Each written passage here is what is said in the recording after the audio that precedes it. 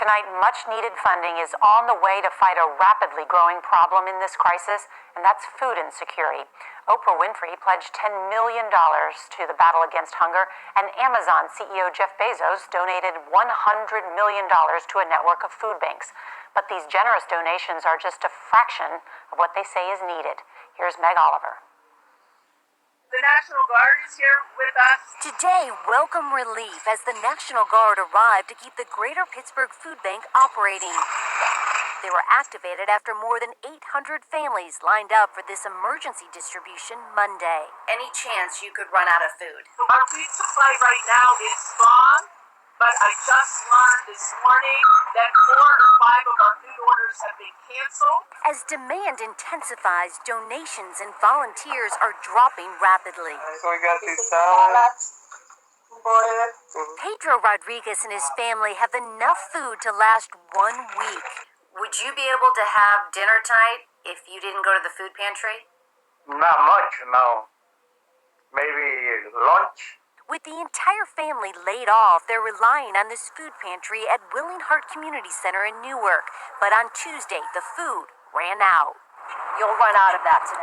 We'll run out of that today. We've already run out of eggs. Last week, Feeding America saw a 92% jump in demand for food.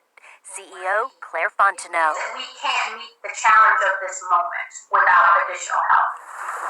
Which means smaller pantries like this one have no idea if they can stay open. How worried are you about the future right now? A lot. Trying to be calm, but it's very, very hard. A dire situation families can only take day by day. Pandemic and the economic fallout has left a number of Americans in need of assistance. Food banks, where low-income Americans can turn to survive, are now struggling themselves. They are overwhelmed by people desperate for help. It's the speed that this is hitting us that is making it so difficult to contend with. The current inventories that we have in place were not designed to serve the numbers of people who need help now. Hardly ideal, then, that food bank donations have been cut in half at a time when queues are growing rapidly. In just 1 week, over 3 million Americans have turned to meal centers, banks, and kitchens for any help that they can get. It's an issue that goes far wider as well. Production and American agriculture is on the brink. As a result, it means that the food supply is fast becoming a global problem. We risk a looming food crisis unless measures are taken fast to protect the most vulnerable, keep global food supply chains alive, and mitigate the pandemic's impacts across the food system. In a situation like this, the policies of individual countries can have a global impact. In the United States, here, essentially, workers are not getting any extra pay for the risk they take when it comes to coronavirus spreading. As a result, agricultural workers are demanding more as they work to keep the shelves of our supermarkets full. It's almost overnight that food workers went from being an afterthought in people's minds to suddenly being essential work. It should not have taken a pandemic of global proportions for us to realize that food workers literally feed us. Some fear that this could be too little too late, with the supply chain already in danger of breaking down. It seems that amid the pandemic, the very fabric of everyday life in the United States is coming apart. The coronavirus pandemic is hitting farmers hard. Some dairy farmers are being forced to dump their milk instead of selling it because there's little demand, with restaurants and schools closed.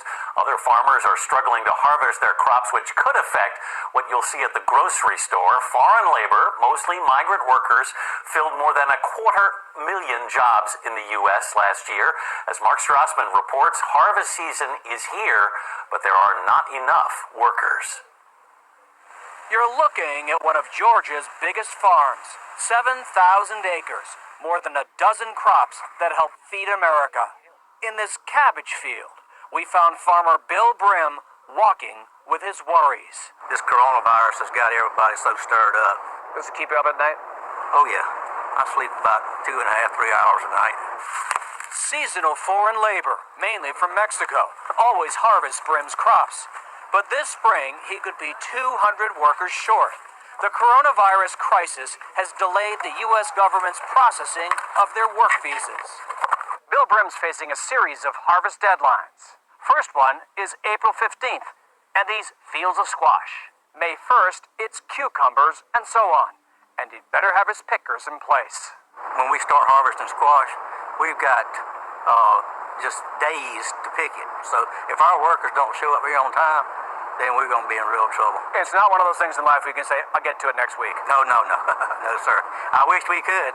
70 miles away, Jeremy White is in bigger trouble. His blueberry crop is days away from harvest. He needs 100 pickers and packers. But they're stuck in Guatemala, where the borders are sealed because of the virus. Nobody in, nobody out. We need them now. Absolutely, we need them now. As you can see, this fruit's turning blue and it's not waiting on anybody. More than $1 million worth of blueberries could rot in the fields. He has no plan B.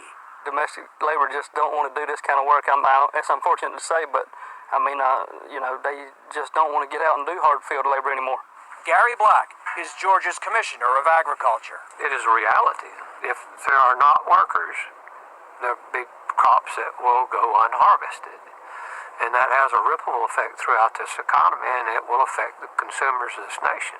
Bill Brim's worries go beyond his labor shortage. What if the workers he does have get sick? And restaurants usually buy 60% of his crops. Not this year. Not with so many restaurants closed. This big farm, how much